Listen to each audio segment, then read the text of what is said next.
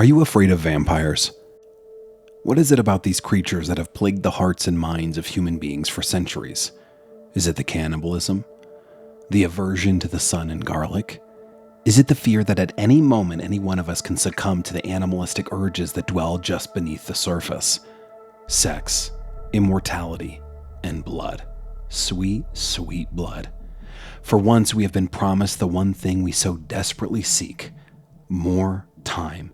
And all we have to do is let go of the last essence of humanity that keeps us tied to this mortal plane. Dracula, Edward, Nosferatu, from the fashion-forward sex icon to the primitive and carnal drug addict desperate for the next fix. The immortal genius and the savage miscreant. What is life without a little variety?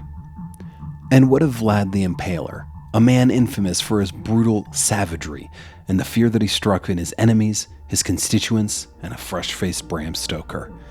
Or of Elizabeth Bathory, a woman accused of the torture and murder of hundreds of servant girls to bathe in the blood to maintain her youth, sealed away in her tomb for what can only be amounted to rumors and hearsay. But let's flash forward to a post-World War II America.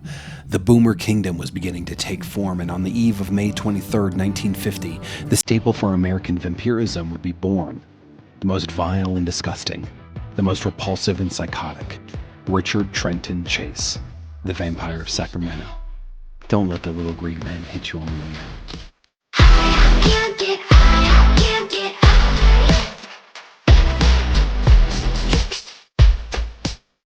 You see, around these parts, we've been pontificating potential behaviors that could be predictive of violent sociopathic tendencies. And you see, John Marshall McDonald, before selling his namesake to a clown with a penchant for cow patties, developed what would be known as the McDonald Triad: animal torture, arson, and chronic bedwetting. All present and inmates held at a local psychiatric facility that had been detained for violent crimes. Well, shucky darn, bona fide proof that we can stop violent crimes before they even happen. And we didn't have to do that whole Minorities Report thing of thought crimes started up by that Philip K. Dick. Who knew that the future would be so simple? Yeehaw! Too bad it's all bull hockey pseudoscience developed by the deep state. I've been suffering from a bad case of the enuresis my entire life, and I ain't once ever thought about sticking my pecker down the Yeah. We're all so lucky that you had a stable home life and an overbearing mother that just loved you so very much. Richard Chase, on the other hand, was completely thrust into a world of rigid control and abuse. His father, Richard Chase Sr., once overfed him to the point of vomit. Are we? Second helping! Don't talk with your mouth full, dear. And would habitually throw him against the wall. I don't think he signed the "I promise not to throw my baby against the wall" form before him and Mrs. Chase left the hospital. But I guess it doesn't help when the love of your life, the person that you've signed your life away to, who you're supposed to love and who you're supposed to cherish, is constantly accusing you of being an alcoholic, of being a drug addict, of having sex with random women in the woods while you're on vacation in Oregon. It causes just a little bit of pressure with all the meat and potatoes. We're living in a pressure cooker now, boys. You see, Mommy has a little case of the schizophrenia. Betty Page, Aaron Carter, Vincent Van Gogh, Jake Lloyd, the Mount Rushmore of paranoid schizophrenia.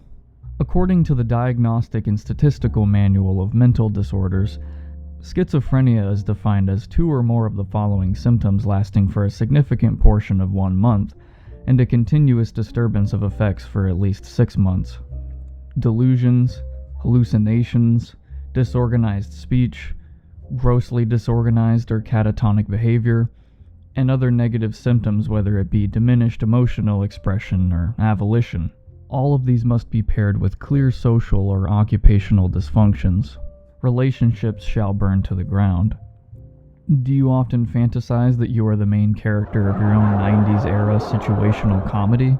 Did you take your childhood best friend into the woods and stab her 26 times in the name of Slender Man? Then you might just be a paranoid schizophrenic. Where does it come from? We have no idea. But if you stay on this pill for the rest of your life, we'll be rich and you'll no longer feel the prying eyes of the government, or the little green men, or the big bad Nazis. Just don't take too many at once, or You'll end up. Hurt people hurt people. Or whatever dumb shit. And when your parents show you that the way to life and love is abuse and wild accusations of infidelity, it causes little things in your brain to go, pfft. But daddy says that he loves me, especially after he makes me bleed, and how sorry he is, and how much he regrets it, and how good of a person I am, and how he doesn't deserve me.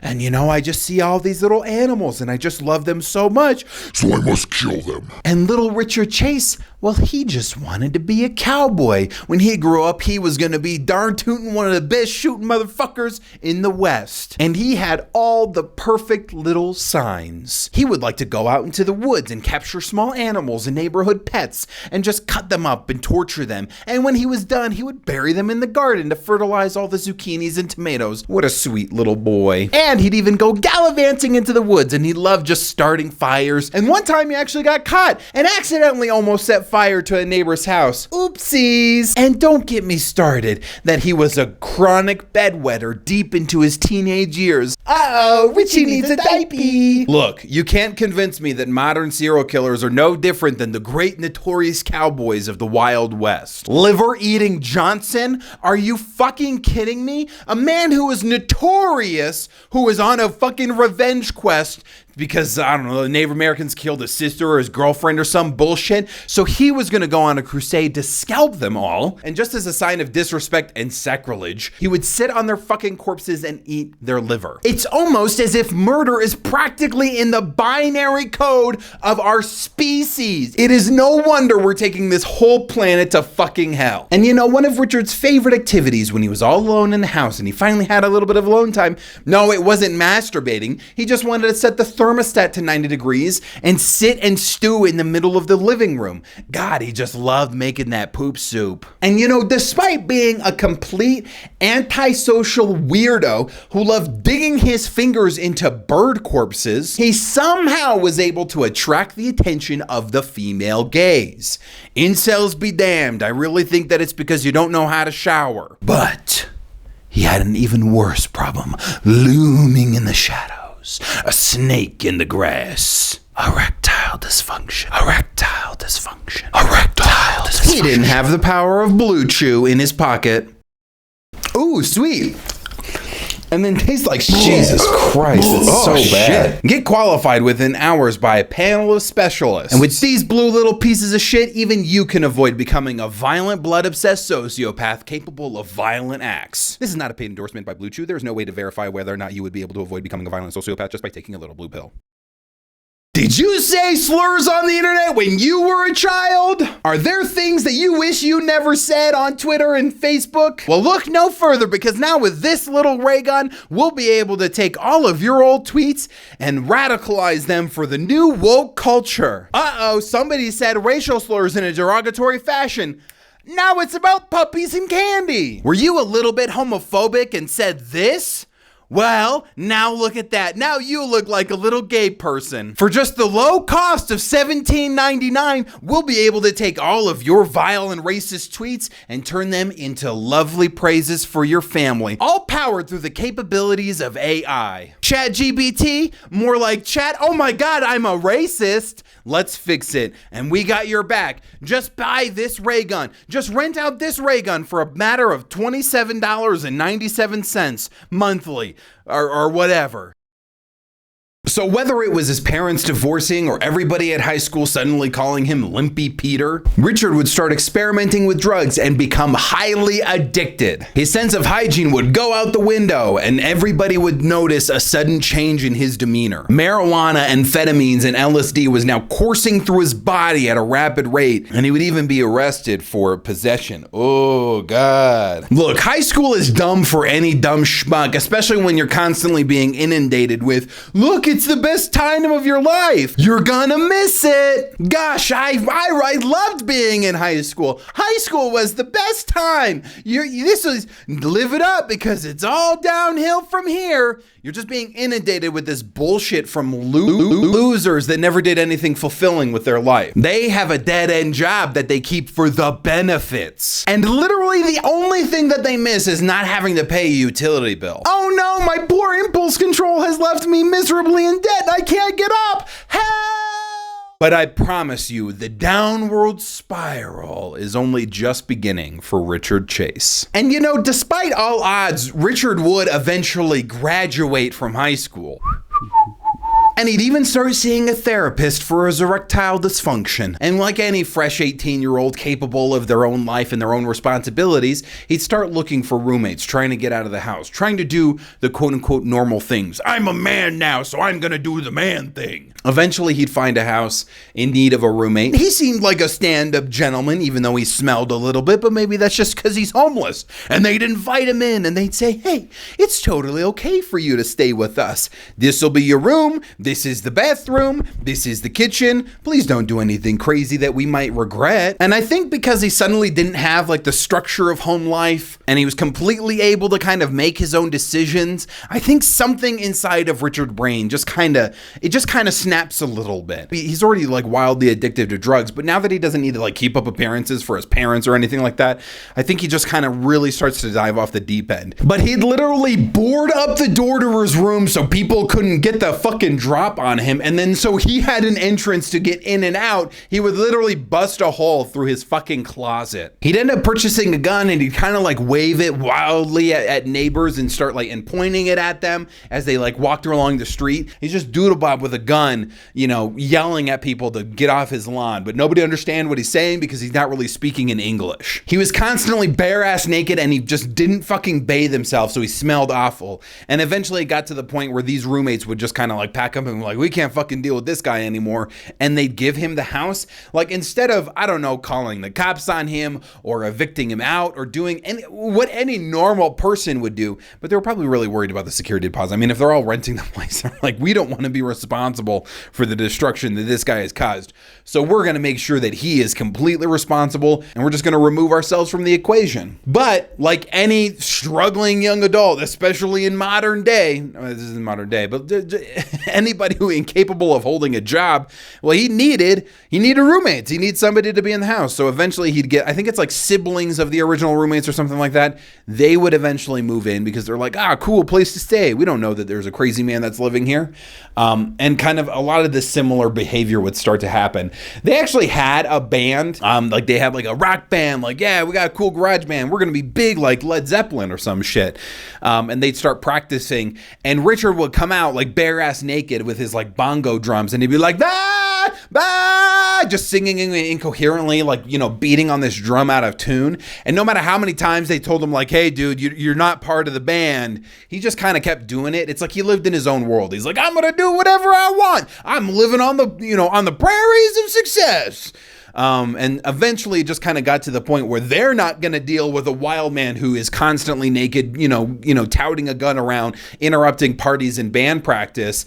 And they just end up basically throwing him out on his ass. Yeah. And at this point, you just kind of start seeing a process of him like kind of bouncing between his father's apartment, his mother's house, and his grandmother's house that's like down in LA or some other town, basically. And he just kind of, as soon as one house is like done with his bullshit, he just kind of moves on to the next. And this is really where he really starts to kind of get obsessed with his body and that he just truly thinks that there is something wrong with him. He thinks that his blood has stopped moving, that his blood has turned to dust, that he's been poisoned, that his pulmonary vein has no longer working, that his pulmonary vein has been stolen. His skull is changing shape. There's bones coming out of the back of his head. And in an effort to cure his ailments, he'd even like kind of wrap his head with a towel and put like just cut up orange slices in it because he just needed the vitamin C that bad. You know, because it's not like eating it is how it gets inside your body. He'd even sometimes like stand on his head. All of these just kind of like wild, wacky things to aid his debilitating condition. It gets to the point where, you know, Richard Chase's mother is like mildly schizophrenic, and because he is doing these manic delusions and being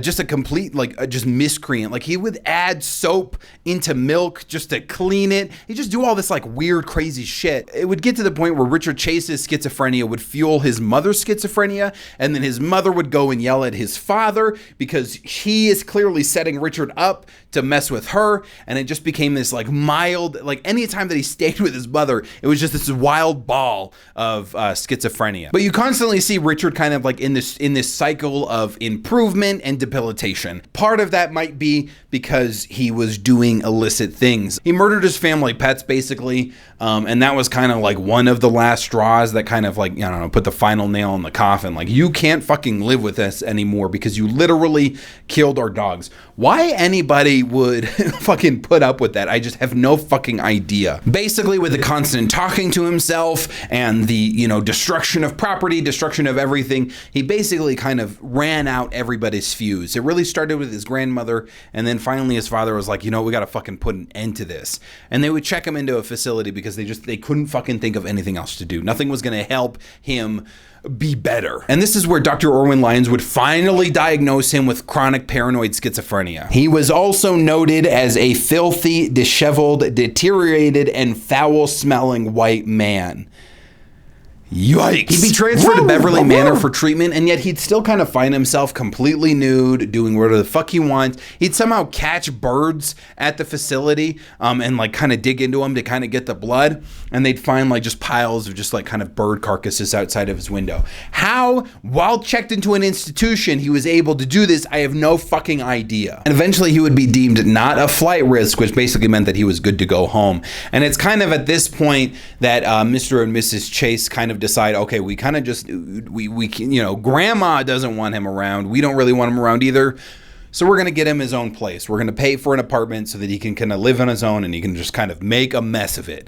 Big, big mistake. Because what would start as like purchasing pet rabbits would eventually go to him purchasing puppies purely so that he could drink their blood. He was on a constant search for want ads to purchase animals so that he could feed his addiction and his craving for blood, because he just thought he was sick, and this was the best way. This is where you see the improvement. Every time that he is covering himself, ingesting, and kind of feeding this desire for blood, his schizophrenia kind of tones down. He's no longer yelling at his mother about the little green men and Nazis and flying UFOs that are trying to get to him, because he has fed the paranoid part of his brain. But it gets to the point where not only is he purchasing pets, but he's also stealing whatever animals that he can find in the neighborhood, and eventually escalates to the point that he is injecting rabbit blood directly into his veins. He literally poisons his blood in an effort to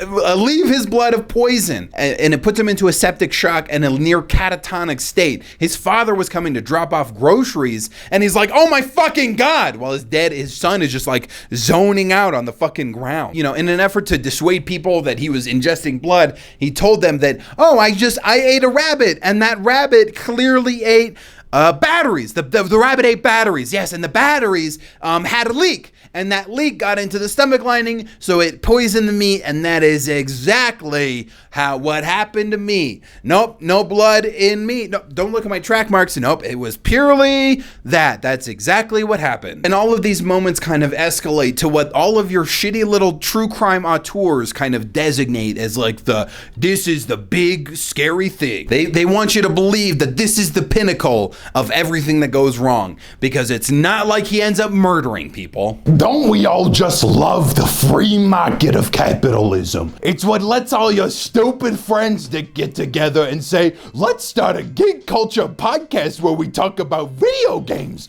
and comic books, and let's net 15 viewers a fucking century. That sounds like a great idea. People's stupid dreams to be rich and famous has never been more realized than right now. Gamer girl bath farts? If the market will buy it. Celebrity saying happy birthday? If the market will buy it. Raked up pieces of trash? If the market will buy it. And with the advent of ebooks, self-publishing has never been easier. Any stay-at-home mom that has just been dying to write a stupid romance novel about Fabio just to get her Sahara Desert moister than the Nile has finally found her moment. And nothing, I mean nothing, is more ripe for content creation than true crime. Why do you think we're here, you fucking idiot? All those Jimmy Johns and Joe Bobs think they can be amateur journalists and have a unique perspective. But every single one of them wants to emphasize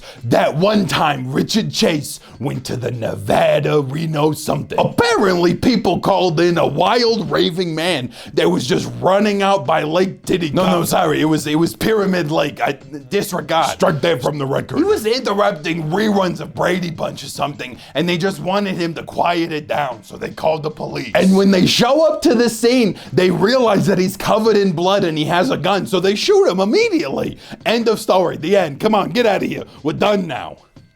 What? Oh, wait. He was white. So the bucket of blood and the bucket of organs and the gun that was unregistered and the vehicle that was unregistered, all of that doesn't matter. Throw it out the window. We just gotta make sure that this guy's okay. Would you like a little donut? He was booked, and when the police asked him, where did all this blood come from? Oh, it was from a deer that I was hunting out in the wilds of Colorado. And the moment that they tested it and found out that, yes, this is in fact from an animal, there's no claims to substantiate that it was from a deer in the wilds of Colorado. But we at least know it's not human. So they packed up their little panties and they said, you're good to go, you fine-ass gentleman. Here's, they don't give him his guns back. They don't give him his car back. But they do. They just say, be about your way. Say bye-bye. Say hello to grandma for me when you get back to California. And that's it. And everybody acts like that's this big moment. You know, not the dog shit that he shoves down his victims' throats. Oh, what? Is that a spoiler? Well, then just take it out in post. What do I get? You don't pay me. I don't give a shit. I hope that you are enjoying today's presentation. I am coming to you hat in hand, asking for your support. No, I'm not starting a fucking Patreon because I'm not a fucking idiot. However, if you find it necessary and you find it within your generosity that you want to support the things that I am doing, I have decided to compile an Amazon wish list of a bunch of shitty books that could sometimes, possibly, maybe, potentially influence the videos that I choose to do in the future. So if you would like to support the dumb shit that I'm doing, if you want to make sure that I keep doing the damn thing so that I have some sort of arbiter of guilt, you can go ahead and support the channel in that way. I just don't find it necessary for me to ask for your money because guess what? I'm not making content anytime fast, but I'm working on it. It's whatever. It's a dumb bullshit thing. So I just figured I'd just put a little insert right here. If you wanted to do that, link is down in the description. Look at all of these books. There's so many books that I could be talking about. Isn't it crazy? I appreciate you watching. That is all that I will ever ask you to do, that you watch and enjoy my content, and I really appreciate it. If you feel obligated to support and provide more support, it is there for you as an option. But just know that I will always appreciate you just for watching the shit that I put out into the world.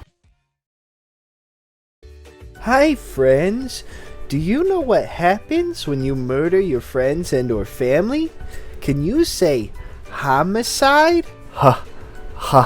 Homicide? Wow. Good job! We all hope to one day escape from this miserable shit-eating existence, and sometimes people make it happen a lot sooner than it should. Yay! Do you know what it's called? When you rig your apartment to explode and air out your insecurities on a group of people trying to enjoy a movie? Why, that's called mass murder. Good job. Oh You're my so goodness. smart. What about when you murder young gay prostitutes in an effort to create mindless sex zombies because you're disturbed by your own homosexuality? Why, that's called a serial killer. Ain't you doing great? Wow. Aren't you doing so good? What about when you kill your girlfriend's parents and you run on a murderous spree like Bonnie and Clyde just to end up executed by the electric chair? Yeah, let's go. Why, that's a spree killer. Wow. There's just so many ways to commit murder. Can you count them with me? 1, 2, 3, 4, 5. Good job. You're so smart. And make sure to like, comment, and subscribe. And have your parents look my name up when they want you to shut the fuck up and leave them alone. By every publication, Richard Chase is defined as a serial killer, which essentially is the killing of 2 or more people with a cooling off period in between. The definition used to be 3, but because of people like Albert Fish, they had to make an adjustment. And in my head, based on the rate that Richard kills his victims, I think that he is more along the lines of a spree killer. Now, I didn't get a criminal justice degree, so maybe I'm an idiot, but all of Richard Chase's murder basically happened within a span of a month. But what causes a man to murder? Maybe a wife left a husband for being a piece of shit, and he immediately murders and validates that claim. And maybe mommy just put too much pressure on you to be a star. Or maybe your family doesn't invite you over for Christmas. Yep, the whole reason that Richard Chase goes on a bloody rampage is because his family didn't want him around for the holidays. If I woke up to my grandson standing in the kitchen saying, "Oh, Richie, you're a good boy, aren't you? Yes, you're a good little boy, Richie,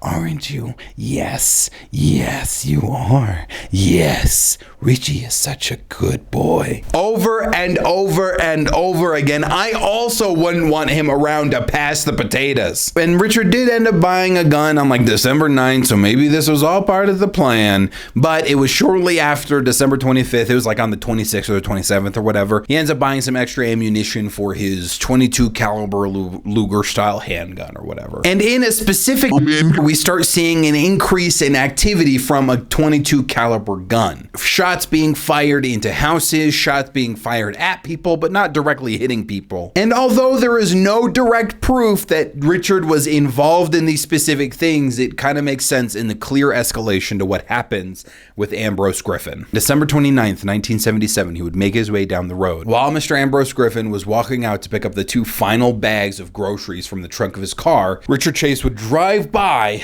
in his vehicle and fire 2 shots into him, and he would drop and die almost instantly. It seems as if Richard had finally found his perfect opportunity. And he would later clip an article of the shooting as like a souvenir. This is what you see common in many serial killers. They always want to take souvenirs from their killings. And it seemed as if every time that somebody wrote about his actions in a paper, he always wanted to have those for his own collection. It is also noted that he did take down an article for a stabbing of some sort, but he had never been connected to that murder. I think that murder had remained unsolved or something like that. And really, it may have been just kind of like an inspiration, like, oh, if you kill somebody, you end up in the news, and this is how I want to end up in the news. And from this point, you really start to kind of see a clear unrest. He starts kind of breaking into houses, setting fires again, like there is a desire for something more, you know, as if the murder that he had just caused wasn't enough to feed his insatiable need for blood. So on January 23rd of 1978, again, he would kind of make his rounds. He would start breaking into houses. He would just kind of casually jaunt around a nearby neighborhood. He had his pistol on his person, and he would just kind of start checking doors. He would walk in on people, just kind of spook them a little bit, but hadn't really done anything yet. He even broke into a house and just kind of basically ransacked the place, kind of took some pictures, took, you know, some small pieces of jewelry. He would take a piss in a kid's sock drawer and take a ripe bowl beefy shit right in his bed. The family would come home and practically chase him out with his pants around his ankles, but he would get away undisturbed. You see, Richard is what we call a disorganized serial killer that thrives on the control that he has over his victims. There's a reason why the drive-by just wasn't satisfying enough. He needed to be the puppet master over the lives of strangers. You can see that when he breaks into people's houses. I'm not supposed to be here. I can do whatever I want. But he wouldn't overtly plan his attacks. He was purely running on impulse. And he eventually ends up at a corner store where he would run into Nancy Holden, basically the sibling of a girl that he dated in high school. She didn't immediately recognize him and was immediately like, ooh, this guy is gross. And he kept asking weird questions about an ex-boyfriend that died in a motorcycle accident after they had ended the relationship. Were you on the bike when it happened? What kind of shampoo did he have before he died? Did you suck on his right before he died? Was that his final goodbye? Was him coming in your mouth? Look, I know we all just love running into old high school classmates, especially when you're working at Walmart. That awkward avoidance of eye contact, the quickly, like, I gotta dip around the corner so they don't ask me weird questions. And they all have to base off of information on what they used to know about you at that point in time. Like, oh, do you still like playing Magic the Gathering? Good God, I love people. Nancy would eventually break free. She basically just had to leave her purchase and just get into her car and drive off. Basically, Richard chasing her the entire time. And it's at this point that Richard would just kind of amble his way to the house of Teresa Wallen, who is currently at home doing some chores. He would try the front door. Oh my gosh, it's unlocked. And he would walk in on Teresa as she was taking out the trash. Richard would pull out his gun and immediately fire 2 shots, the first of which would shoot into her hand, down her forearm, out of her elbow, and lodge itself in her face, and the second of which would shatter her jaw. He would walk up and put one final shot into her skull, ending her life. Fortunately, she was dead for what Richard planned to do next. Richard would drag Teresa's corpse into the bedroom. He'd dig into the trash that now littered the floor for an empty yogurt cup. He would half-strip Teresa, shirt above her balls, pants around her ankles, and he would mercilessly stab her torso, using the yogurt cup to gather the blood he so desperately craves. Her organs would be partially ripped from her corpse, a nipple cut off, and worst of all, she was 3 months pregnant. Richard would leave the knife he used in the dishwasher and would grab a pile of dog feces from the backyard and shove it down Teresa Wallen's throat as a final and disgusting goodbye. But the thirst would never be quenched. Richard's desire for blood grew exponentially, and just 4 days later, he would enter the home of Evelyn Meredith. Richard would fire a single shot into the head of Evelyn, and hearing the stirring of Evelyn's 2-year-old nephew, he would also kill the toddler.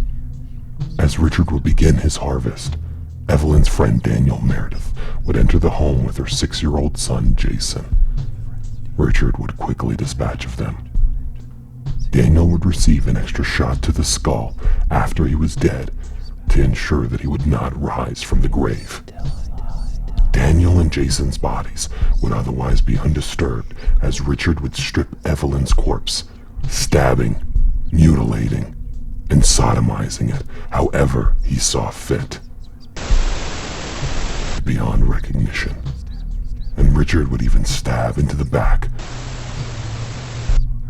leaving a bloodied mess in the tub. As Richard worked, a neighbor would knock on the door, checking to see if Evelyn and Daniel were ready to leave. It spooked Richard, so he'd gather Daniel's wallet and keys and the body of 2-year-old David and vanish with one of the vehicles sitting in the driveway, just to abandon it at a nearby apartment complex.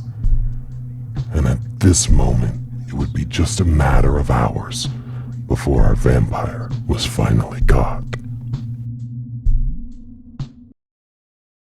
You see, the thing about disorganized serial killers is they don't really care much about the evidence that they leave behind. They don't find it very necessary to clean up their messes. Literal full handprints and footprints would be littered throughout the entire scene of Richard Chase's crimes. And it's the random and chaotic nature that makes it so hard for police to capture them. But we had Nancy Holden, and she's been feeling a little weird ever since she had her interaction with Richard Chase. And suddenly there's this description out for a disgusting white man that sounds very similar to the man that practically assaulted her at the corner store. It really doesn't take much time for her to go to the police and say, hey, I'm pretty sure this weird guy that used to date my sister is the guy that you're looking for. So seeing as Richard already had a reputation with the police, they were able to pull his file and they'd basically just stake out his apartment waiting for him to come out. And eventually he would come out holding a big box that he got from like the back of a McDonald's. And inside of the box there was some bloody gloves,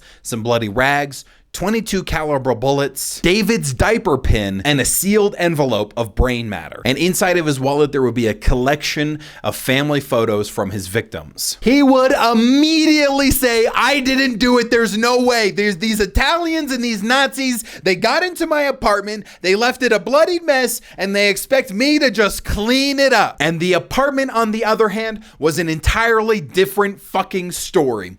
Literally, from floor to ceiling, it is covered in blood and feces. This man had been living in this apartment for weeks at this point, with rotting animal corpses, with whatever blood that he had collected from his victims, literally just soaking the entire apartment. The stench was unbelievable. The state was a god-awful travesty. The mixture of animal blood and just disgusting feces and just, ugh, it's just fucking gross. There'd be all these notebooks that he'd have all of these like just crude drawings of guns and swastikas, and all of these like little phrases like, my name is Richard Chase. I am a computer 0110000. I am from the year 10,000. Basically all of these ramblings of a fucking madman who has been, running off of just pure impulse and schizophrenic mania. It's even stated, yes, it helps. The blood helps his fucking, overall being,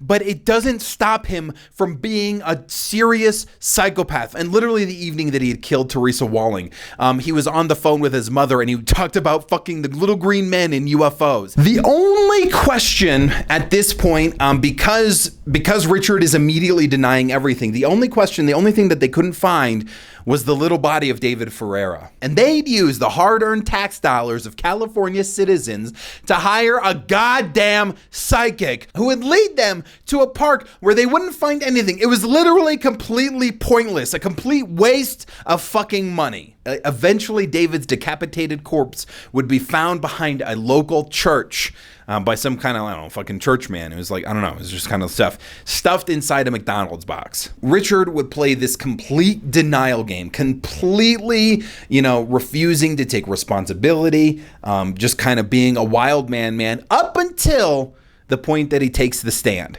At this point in time, in the middle of his trial, he would basically completely confess to everything that he did. Because there was attempts to conceal the things that he had done, it's not like he was sitting at the dinner table and being like, guess what I did today, Mom? I killed that Teresa Wallen bitch. Because he was trying to conceal the fact that he was guilty of these crimes, he couldn't be found not guilty by reasons of insanity. Instead, he would be found guilty on 6 counts of first-degree murder, and he would be sentenced to death via gas chamber. While he was incarcerated, inmates would yell at him to fucking kill himself. They were basically, frankly, they were just completely disgusted by this man. His crimes while he was in jail it was completely notorious. And they're like, oh my God, this guy's a fucking freak. He would also pocket like mac and cheese and trying to hand it to people that would try to interview him. I think it was like Robert Ressler had done like an infamous interview with him. And the big thing that Robert Ressler had basically said was that he just kept trying to hand me this mac and cheese. And he said that all of the guards were Nazis or aliens, or, they're all just trying to get him to fucking kill himself. Or, there was a conspiracy that they were going to kill him. Basically just, just kind of general musing that you would get from any crazy person is what he would provide. And on December 26, 1980, Richard would be found dead, overdosed on Sinequin. Basically, he had been pocketing his antidepressants for weeks and just took them all in one pop. Obviously, holidays have always been hard on this man. I think there was a lot of pressure and sadness because he just didn't have a family. And he didn't really have any friends. Ultimately, that's kind of the big thing here, is that especially with like kind of, the dysfunction that he felt from his family and just the lack of a true support system for his failing mental illness, ultimately that is what kind of led to not only him murdering people, but ultimately to him, taking his own life. I have no sympathy for the man. He's vile and disgusting, but ultimately just be friends with the weird kid, because you never fucking know what they're going to end up being. The weird kids aren't weird, because they just want to be. Sometimes they have compulsions. I was the weird kid. I had notebooks that I filled where I just wanted to fucking be normal so that people would like me, because I didn't think that people liked me. That was kind of the big thing. But eventually you get it, you get over it, you move on, you grow up, you stop worrying about what other people think, or you watch yourself kind of spiral into this just, schizophrenic mania from whatever, predisposition exists, and you end up killing people. But ultimately, there's no fucking reason to not try and help these people. There's no reason to not try and help, people to prevent them from, becoming these things, these fucking monsters that live under our bed. But just don't fucking kill other people, because at that point, it's over. We're fucking done caring about you. You're a dumb idiot. You should have killed yourself. And more importantly, stay the fuck out of apartment 213. Thank you.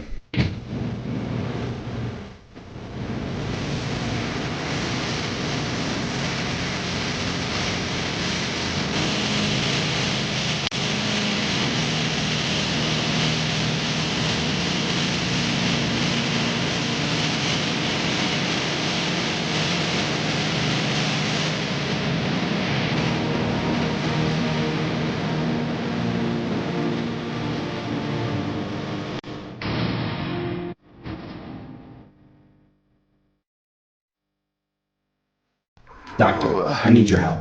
For 17 years, I've always been considered the fat kid. And now that I'm on the precipice of graduating college, I need some quick tips and tricks to get fit so I can get laid. Papa Miso. What are you looking at? The Constitution of the United States of America? You think I'm the person to be asking about diet and exercise? You must be new here because I am the spitting image of poor impulse control. But honestly, I'm actually pretty surprised that anybody even uses the email anymore. So what can I say? You can't look a gift horse in the mouth. What does that even mean? Is it because George Washington's teeth were taken out? Oh wait, no, those were slave teeth. When God herself comes down and says, "Oh, Jesus Christ, don't do that," I look at that and I grab myself by my shiny little knee knockers and I go flying ass first. But to be honest, the actual problem here is just your motivation. You shouldn't be concerned about what people think about you based on your looks and your physical attributes. You're just gonna be calling the wrong types of attention. If you think that grade A quality beef is gonna come sliding down your chute just because you don't have a little chub, I don't think that's the type of meat that you're gonna be looking for, and you might as well be a vegetarian. Ultimately, you just need somebody who supports you for who you are, motivates you to be better, and doesn't shame you if you miss a couple steps and end up falling straight on your face. And based on current trends, you have a better fiscal advantage if you just balloon up like a New York sub on November 4th. At least then A&E will provide a camera crew and fund your pathetic attempt to get your dick sucked. Ultimately, I have no idea what I'm talking about. Why do you even come to me for your advice anyways? Well, I think this is my ticket out of here. Whoop!